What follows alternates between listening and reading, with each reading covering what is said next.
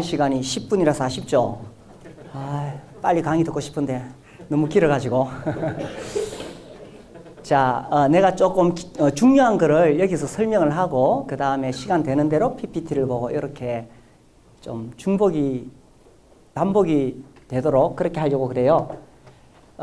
자, 요 세 가지 기원, 발전, 한국으로의 전례. 연도는 외웠죠?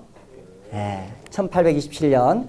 자, 이때 그로브스가 더블린에서 이런 세 가지 근간이 되는 원리를 이야기했어요. 그리고 1832년에 이제 이 모임들이 알려지기 시작하는데 이제 세 곳이 있습니다. 플리머스, 그 다음에 브리스톨, 그 다음에 반스테플. 자, 또 세 군데가 1832년에 이제 모임이 시작이 되어집니다. 자, 플리머스 아까 이야기한 대로 여기서 사람들이 확 불어났기 때문에 플리머스 브레드린이다 이렇게 알려지게 되었어요. 그 당시에 이 1840년에 한 1000명 되었다는 것은 지금은 한국에서 1000명이 그렇게 큰 교회가 아니죠. 근데 이때는 인구수가 지금처럼 많지 않아요. 19세기 초니까 1000명 그러면 굉장히 많이 모인 거예요. 인구가 폭발적으로 성장한 때가 19세기거든요. 그러니까 이게 영국 사회에 큰 이슈가 되었어요. 그래서 플리머스 브레드린으로 알려지게 되었죠. 자, 여기에 아주 유명한 사람들, 뉴턴이라는 사람이 있습니다. 뉴턴, 그리고 또 위그램, 그 다음에 홀, 그리고 이제 다비가 나오는데 다비는 여기 이 더블린에서부터 조금 활동을 하고 나중에 이 플리머스에서 아주 중요한 역할을 하게 됩니다. 그래서 아이고 이 사람 이름 너무 많네. 어떻게 다 외우지? 하여튼 있습니다. 그 다음에 브리스톨에는 그 유명한 조지 밀러가 있습니다. 조지 밀러. 여러분 조지 밀러 책 읽어보셨나요? 기도의 사람 알죠? 조지 밀러가 보육원을 운영했기 때문에 전 세계적으로 아주 잘 알려져 있죠. 이 사람이 기도를 통해서만 필요한 것들을 공급받아서 다른 사람들에게 내가 보육원 하는데 도와달라 이렇게 말 안 했어요. 고아원. 옛날에 고아원 그랬는데 이제 고아원 안 쓰고 보육원으로 쓰고 있어요.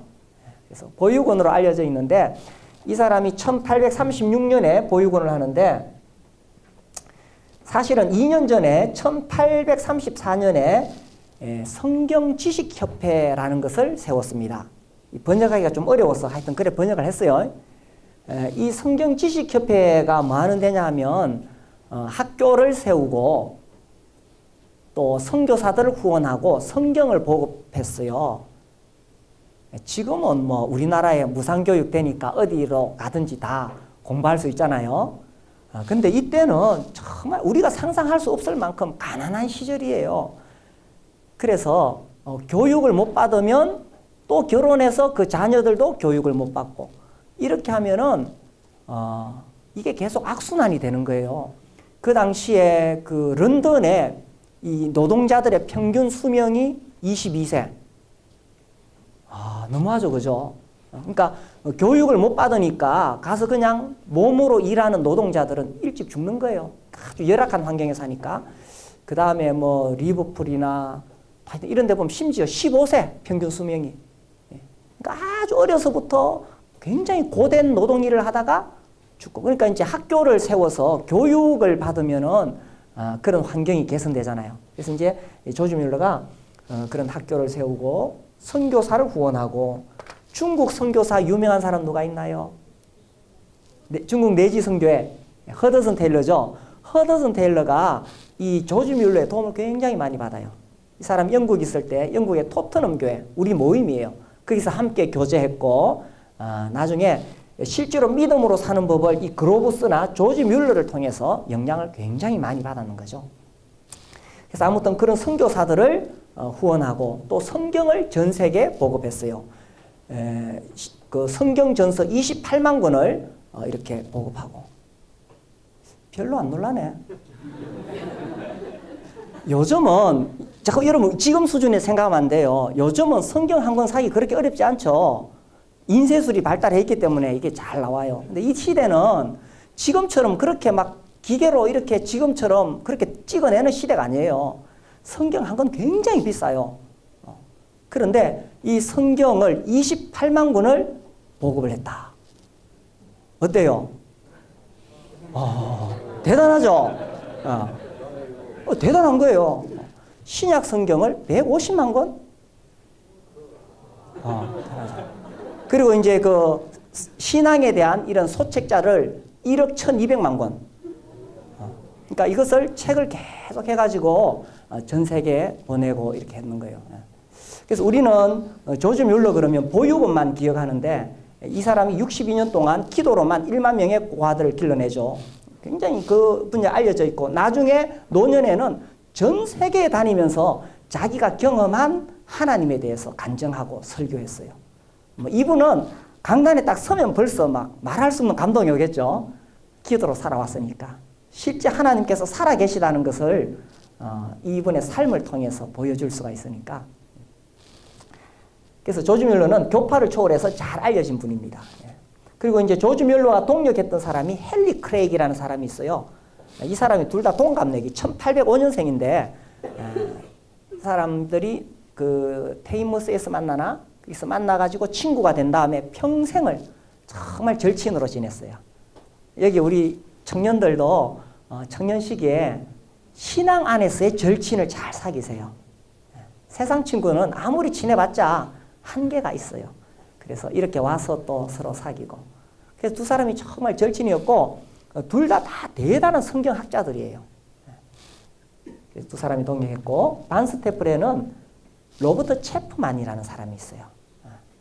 체프만에 대한 책은 우리나라에도 많이 번역되어 있는데 이 사람도 정말 아주 성공적인 그런 법률가, 변호사였는데 그 분야에서 아주 성공할 수 있었는데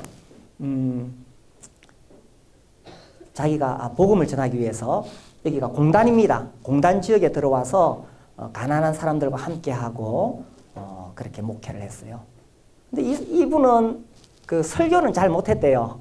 그래가지고 아유 형제님 목사님 그때는 뭐 이게 별로 중요한 거 아니니까 설교가 좀 그러네요. 그러니까 이분이 딱 한 말이 그리스도를 전하는 사람은 많으나 그리스도를 살아내는 사람은 적다.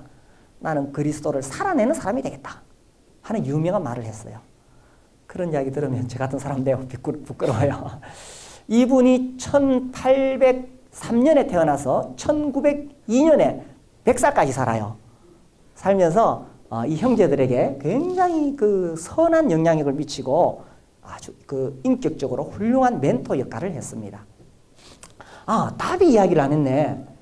보통 그 브래들린 그러면 다비를 사람들이 굉장히 많이 알고 있죠. 그래서 심지어 다비가 형제운동의 창시자로 그렇게 역사책에 나오기도 하는데 그렇지 않습니다. 이 형제운동이 이렇게 진행되는 과정에서 다비가 처음에는 굉장히 머뭇거려요. 이 사람이 다비도 굉장히 그 성공적인 그런 법률가, 변호사였어요. 자기 매형 페네파드가 아주 그 당시에 영국에서 성공한 그런 법률가였는데 다비도 이제 그 길을 가고 있었어요. 그런데 1825년에 회심하고 나서 그 아일랜드에 가가지고 거기서 이제 이 전도 활동을 합니다. 그래서 그 당시 이제 아일랜드에는 많은 그 로마 가톨릭교도, 그러니까 천주교 다니는 성당에 다니는 사람들이 많이 있었어요. 그러니까 이 사람들이 복음을 모르죠. 그래서 다비가 가지고 헌신적으로 그 굉장히 그 낙후된 지역입니다. 습지 또 메마르고 척박한 땅에 때로는 말을 타고 다니고 때로는 걸어서 정말 헌신적으로 거기 있는 그 농부들에게 가난한 농부들에게 전도했어요. 그래서 심지어 일주일에 600명에서 800명의 사람들이 회심하고 돌아왔다 이렇게 되어 있습니다. 별로 안 놀라시네. 여러분 교회에 한 주일에 600명씩 들어옵니까? 정말 대단한 사람이에요. 다비는 정말 하여튼 일단 건강이 받쳐주는 것 같아. 대단한 체력과 정력과 막 탁월한 이 그 행정력, 조직력, 그리고 하나님 말씀에 대한 아주 놀라운 그러한 교사였죠. 전도자였고. 그러나 이 다비가 형제운동의 창시자는 아니에요. 아까 이야기했듯이 1827년에 이 그로부스나 크로닌이 이렇게 모이고 있을 때 다비는 좀 멀찍이서 보고 있었어요. 매우 불안하게 보다가 나중에 이제 다비가 플리머스에 합류하게 됩니다. 그러면서 이 다비의 그런 천재적인 그러한 헌신이 뒷받침되면서 플리머스의 사람들이 확 불어나기 시작했던 거죠. 그런데 안타깝게도 1848년에 이 두 부류로 나뉘게 됩니다. 자, 이게 매우 중요합니다. 익스클루시브 브레드린, 그러니까 독선적인, 배타적인이라는 뜻을 가지고 있는데 저는 비개방적 형제단으로 번역했어요. 그러니까 사람들이 이제 이 단어에서 이런 느낌을 가집니다. 개방적 형제단은 아주 개방적이니까 예배 시간에 악기도 쓰고 기타도 치고 드럼도 치고 요즘은 뭐 다 기타 치죠. 제가 청년 때만 해도 기타 안 치는 교회가 많았어요. 또 반주 안 하는 그런 교회들도 많았어요. 지금은 뭐 드럼도 들어오고 원주교회는 매우 개방적이네. 그런 의미의 개방적이 아닙니다. 그 다음에 여기는 비개방적이니까 자매들이 항상 긴 치마 입고 화장도 하면 안 되고 요즘 우리 자매들은 바지 많이 입죠. 우리 청년 때는 자매들이 치마 입고 교회 왔어야 돼요. 화장하면 안 되고 귀걸이 하면 안 되고 그랬었어요. 요즘은 그래도 많이 좀 열려 있죠. 아무튼 비개방적인 형제단은 아주 폐쇄적이고 개방적 형제단은 다 이렇게 문화적인 걸 수용하고 그런 게 아닙니다. 3명밖에 반응을 안 하시네. 그게 아니고 이제 이게 매우 중요합니다. 요게 주관식 시험으로 나옵니다. 익스클루시브 브레드린과 오픈 브레드린의 차이점을 논하시오. 이렇게 나온단 말이에요. 자, 이게 뭐냐 하면은, 오픈 브레드린은 이제 여러 지역의 지역교회가 있죠. 이 지역교회들이 각각 독립입니다. 그래서 independent church, 독립교회입니다. 각 교회의 자치권을 존중해 줍니다. 그에 비해서 다비 계열, 익스클루시브는 다비 계열은 이 전국, 아니 전 세계에 이런 교회들이 있는데 이 교회가 다 하나로 묶여서 중앙의 통제를 받습니다. 중앙 집권적이죠. 중앙의 통제를 받습니다.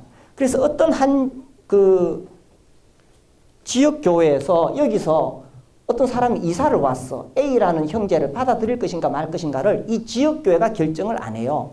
이 중앙에서 결정을 해주는 겁니다. 자, 그렇다면은, 자, 봅시다. 이 지역교회 각각 독립이니까, 이 지역교회 독립이니까, 이 지역교회를, 이끌어갈 지도자들이 필요하죠. 누가 있겠어요? 장로들이 계시겠죠. 그죠? 각 지역교회에서 그 교회를 이끌어 가야 되니까 장로들이 계세요.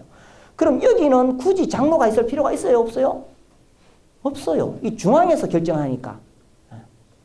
자, 그래서 이 독립교회 오픈 브레드린은 장로가 있다. 그 다음에 여기는 장로를 인정하지 않는다. 그래서 다비는 장로를 인정하지 않습니다. 다비는 다 평준화, 다 형제라고 그러고 그 다음에 교회에 이런 특별한 리더십이 있는 것을 인정하지 않았어요. 이게 이제 그의 세대주의적 교회관인데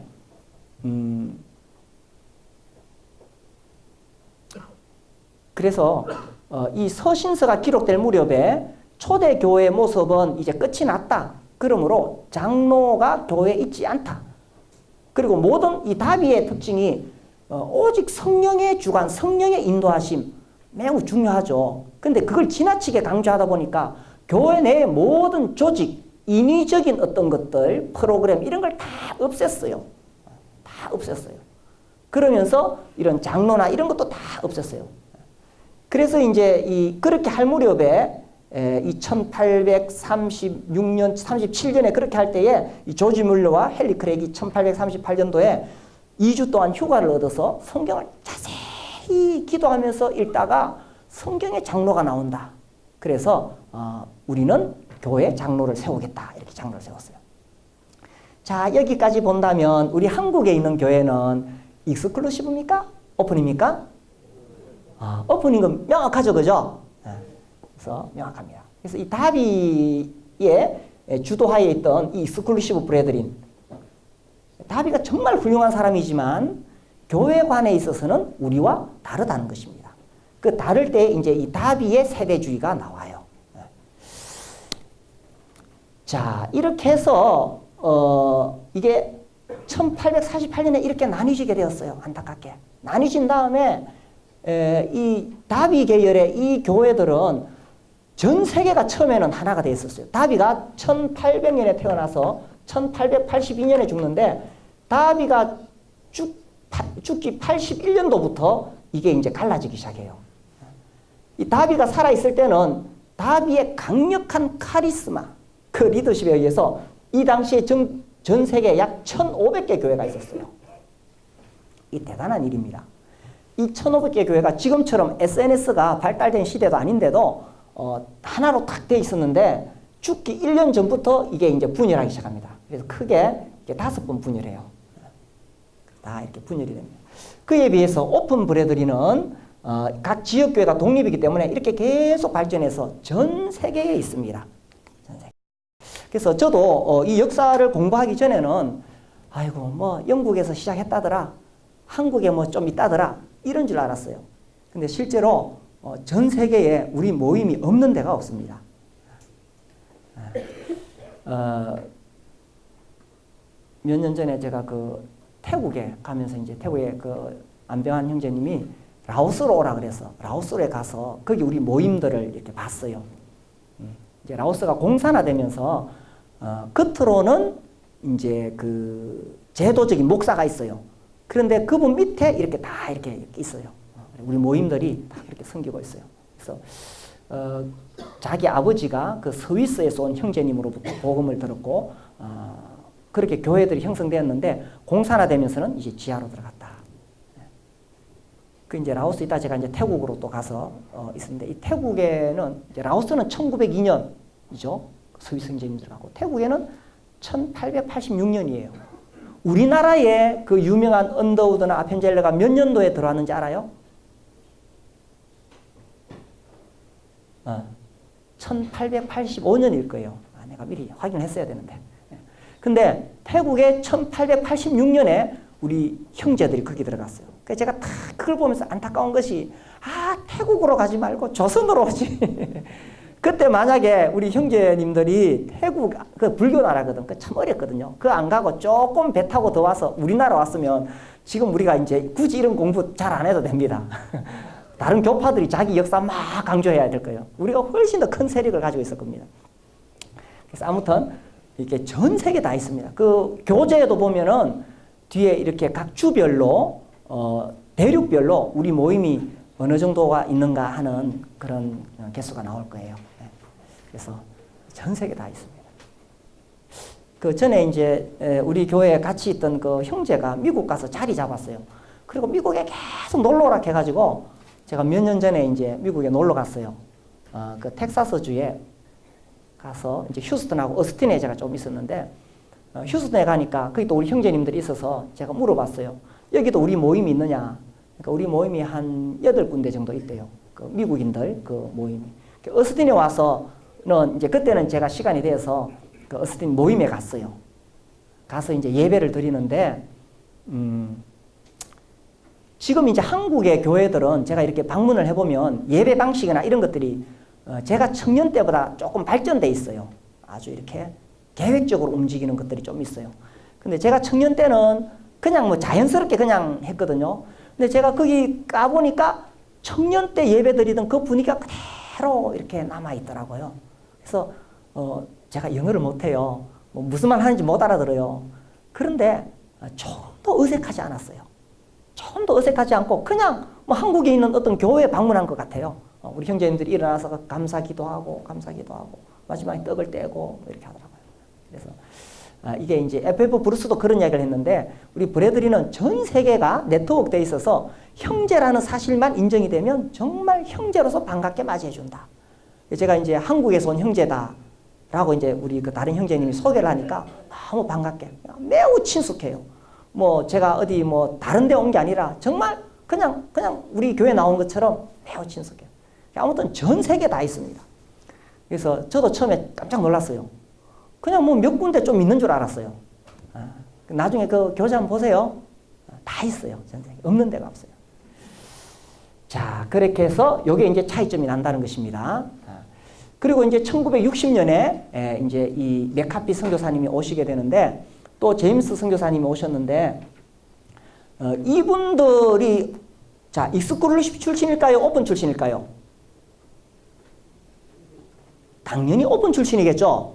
그러니까 우리가 그대로 이렇게 하고 있는 거예요. 독립교회이고 장로들이 교회를 지휘하고 이렇게 하고 있는 거예요. 자, 그래서 중요한 것은 했습니다. 자, 연도는 기억하겠죠? 기원은 언제입니까? 27년. 발전은 1848년. 한국으로의 전례는 1960년. 기억하겠죠? 네. 그 다음에 1832년에 세 군데 장소 기억하겠죠? 네. 첫 번째는 플리머스, 두 번째는 브리스톨, 세 번째는 혹시 여기 가본 분 있어요? 네. 우리 다음에 개 모아가지고 한번 가볼까요? 뭐 여러분 때는 갈 기회가 많을 거예요. 뭐 해외여행이 아주 자유로우니까 갈 수 있는 기회가 많을 거예요. 자, 그 다음에 익스클루시브 브레드린과 오픈 브레드린의 차이점 확실하시겠죠? 이거는 주관식으로 나옵니다. 그러면은 PPT를 볼까요? 자, 역사와 정체성. 이게 이제 제 논문. 혹시 제 논문 다 읽어본 사람 있어요? 아, 예. 한 명. 이거 어렵지 않으니까 꼭 읽어보세요. 그 인터넷에서 검색해가지고 요 제목으로 검색해가지고 그걸 받아가지고 인쇄소에 가서 인쇄를 해서 읽으세요. 이게 그냥 컴퓨터로 보면 눈이 아파서 잘 못 봐요. 요 정도 분량이에요. 한번 읽어보세요. 자, 제가 이 논문을 쓰고 야, 우리 한국에 정말 이 전심 사역자들 정말 과거에 1세대 고생하고 힘들게 복음을 전해서 지금 한 230개 교회가 세워졌는데 그분들에 대한 어떤 애틋한 마음이 들었어요. 우리나라의 그 교회사 분야에 아주 유명한 교수님들이 몇 분 계시는데 그 중에 대표적인 분이 그 고신에 있는 이상규 교수님이라는 분이 계세요. 그분이 제 논문의 심사위원으로 계셨는데 이분이 그 우리 모임에 대해서 알아요. 과거에 그 서울에서 군 복무 시절에 노량진 교회에 가서 예배를 드린 적도 있대요. 제가 이제 이 논문을 쓰겠다 그러니까 매우 흔쾌히 자기가 심사위원이 돼주겠다 이렇게 했어요. 그리고 이제 나중에 이분이 그 펴내는 부경교회사라는 아주 얇은 저널이 있는데 거기에 우리 모임에 대해서 제가 2번 실었어요. 그리고 세미나도 했어요. 고신척의 목사, 교수, 장로들 모시고 세미나하고 또 그때 우리 그 영남 지역에 있는 우리 여러 형제님들이 함께 오셨어요.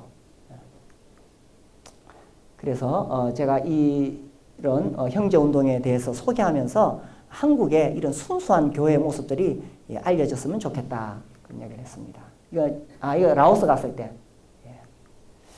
자, 정체성. 제가 이제 서론은 했습니다. 했고, 이제 기원, 발전, 전례. 이렇게 이야기할게요. 기원은 1827년. 발전은 1848년. 한국의 전례는 1960년. 예. 감사합니다. 잘 배워주셔서. 교회사를 보는 2가지 관점이 있어요. 지금 여기까지 잘 따라오고 있나요? 밤에 뭐 또 역사 공부를 해가지고. 그러니까 보통 교회사에 대한 책을 보면 이게 나옵니다.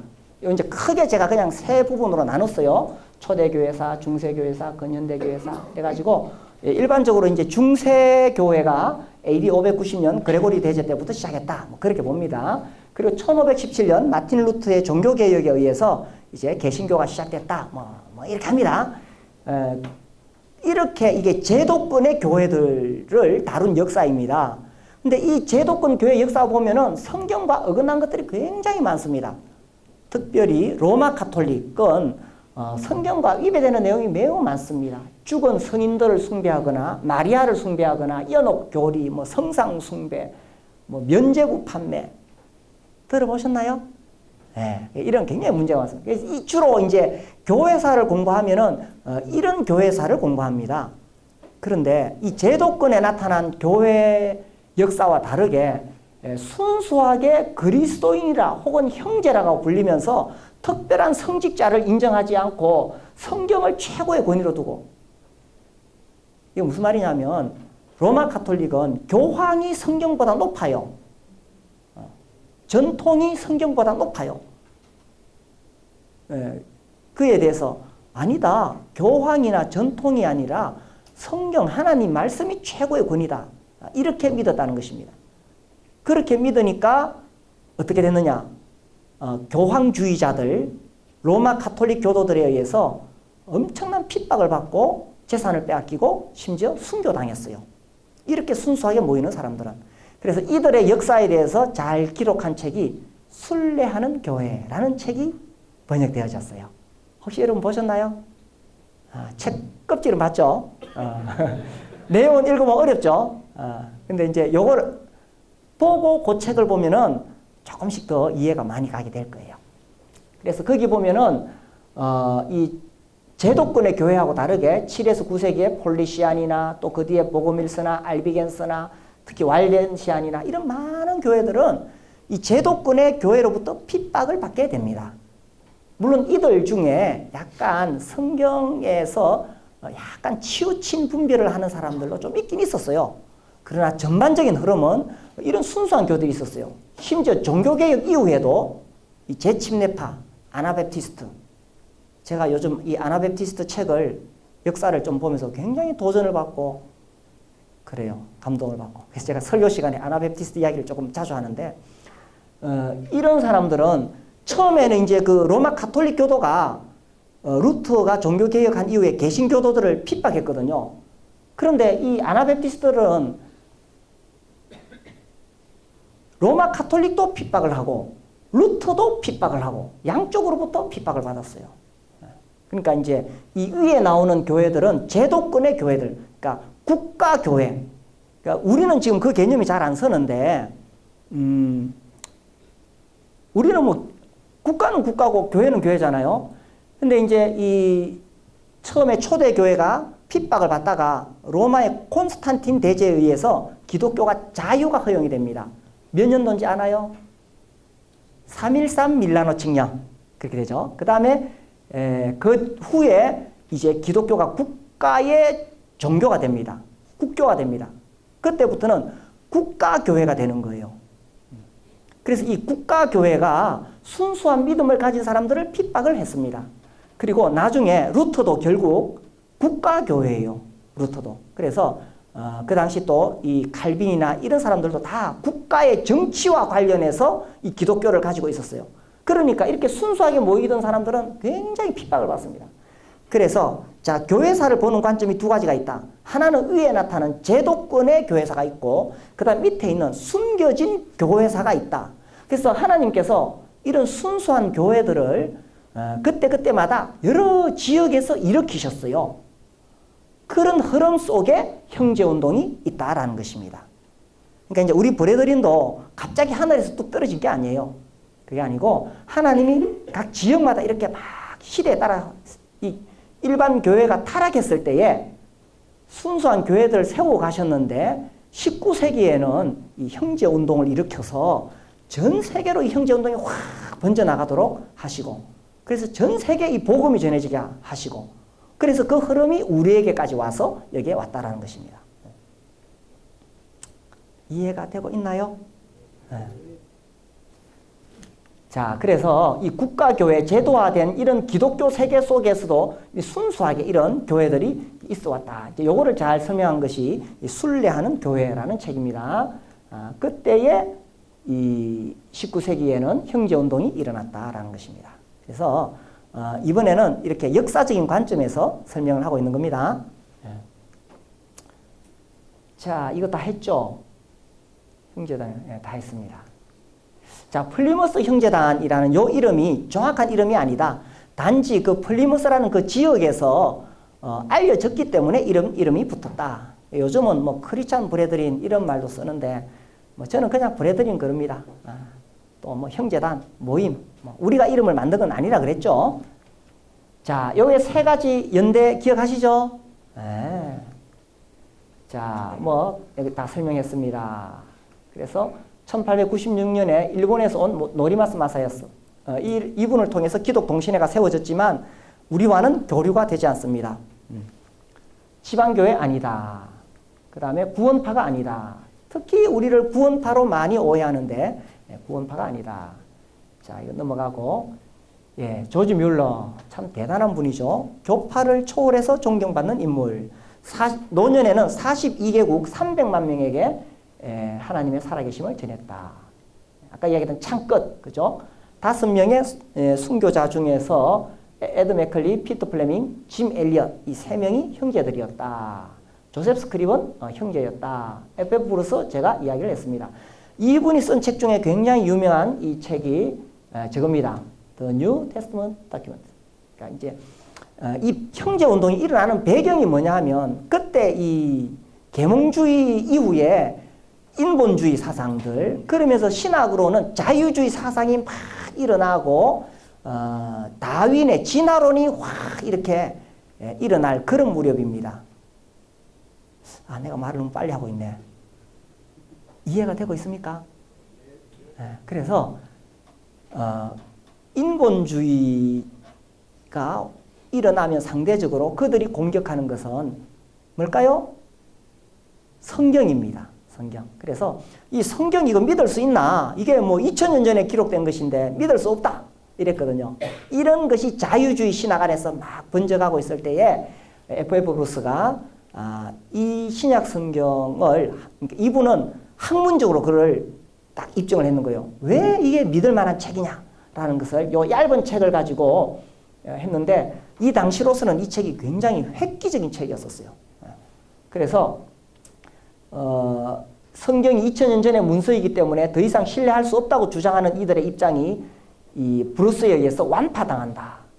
그래서 성서에 대한 회의적인 학자들은 이제 다른 공격을 하기 시작합니다. 어쨌든 성경을 공격해야 되거든요. 자유주의 신학에서는 또 이 인본주의 이 사람들은. 자, 이건 뭐 제가 최근에 복음주의 세계확산이라는 책을 봤는데 여기 보니까 잘 안 보이죠? 글자 작아서 제목. 7. 영국 및 타 지역 보수 복음주의 형성에 끼친 기독교 형제단의 공헌 이렇게 되어 있어요. 그래서 이제 얼마나 많은 영향을 미쳤는가 쭉 되어 있는데 다음에 책을 읽어보세요. 그래가지고 제일 마지막에 즉 기독교 형제단의 진비지 음화를 한 번 더 써야지. 음화하다는 것이라. 그렇게 되어 있어요. 그래서 이 F.F. 브루스도 이 많은 수의 초교파적 복음주의 단체들에 대하여 그들이 미친 영향은 예상보다 훨씬 크다. 뭐 이런 소리를 보통 사람이 했으면 그러려니 하는데 F.F. 브루스가 이렇게 말했다는 것은 굉장히 권위 있는 말이라는 것입니다. 그래서 이 브래들린이 다른 교파에도 특히 복음주의, 복음주의 계열의 다른 교파에 얼마나 많은 영향을 미쳤느냐. 로드는 이 형제단의 공헌은 그들 숫자의 비율을 넘어섰다. 그러니까 숫자가 그렇게 전 세계적으로 많은 것은 아니지만 특히 그들이 무슨 일을 했느냐. 그 당시 성경을 계속 비난하고 공격했거든요. 그때 성경의 권위를 지켜냈다. 이게 이제 굉장히 특징이에요. 그래서 브래들린의 특징이 뭐냐면 성경을 엄청 읽어요. 우리 청년 때도 성경 많이 읽었어요. 여러분도 많이 읽죠? 그래서 이제 제가 우리 교회에서는 그래요. 결혼하기 전에 최소한 10번 읽어라. 그래야 내가 중매해 주겠다. 근데 10번 읽는 거 힘들지 않아요. 보통 이제 대학 4년 다니잖아요. 1년에 2번씩은 읽거든. 그럼 8번 읽잖아. 그 대학 졸업하고 뭐 1년만 더 읽으면 10번 다 읽지. 그래서 10번 읽은 사람 오세요. 내가 중매해 줄게. 이 자유주의 신학. 자, 연도를 보세요. 신라의 독일 사람 발음이 어렵네. 이 사람이 이런 책을 내면서 이제 막 혼란이 오게 되는데, 형제운동의 기원이 27년이고 그게 더블린이고 그 다음에 플리무스에서부터 1832년이죠. 그러니까 그렇게 형제운동이 일어날 무렵에 이 사람은 1834년에 죽었어요. 그리고 그 밑에 제자들인데 1880 이렇게 보니까 형제운동이 일어나는 그 배경에 이런 그 자유주의 신학, 특히 성경을 공격하는 그런 분위기였었어요. 그래서 기독교계가 그렇게 넘어가는데 문제는 이 사람들이 다 신학교의 교수들이라. 그래서 이 기독교가 막 어지러울 때 성경이 하나님 말씀이다 라는 것을 지켜낸 그 공헌이 브래드린에게 있다라는 것입니다. 물론 그들이 성경을 학문적으로 연구한 것도 있지만 아까 우리가 봤던 조지 뮬러는 기도의 사람이지만 이 사람은 말씀의 사람입니다. 이 사람 100번도 더 읽었다 성경을. 뭐 100번 읽는 건 그렇게 어렵지 않습니다. 1년에 2번씩 읽으면 50년만 읽으면 다 읽잖아. 그죠? 이 사람이 1825년에 회심해서 조지 뮬러가 1898년에 죽었나? 그럼 50년 넘잖아요. 그죠? 그러니까 뭐 그렇게 어렵지 않아요. 대신에 거기서 100번은 정독을 했다는 뜻이고 이분이 기도할 때 항상 하나님 앞에 성경 말씀을 가지고 물었어요. 하나님 성경에 이렇게 돼 있는데 제 기도에 대해서 응답해 주십시오. 이 사람이 말씀의 사람입니다.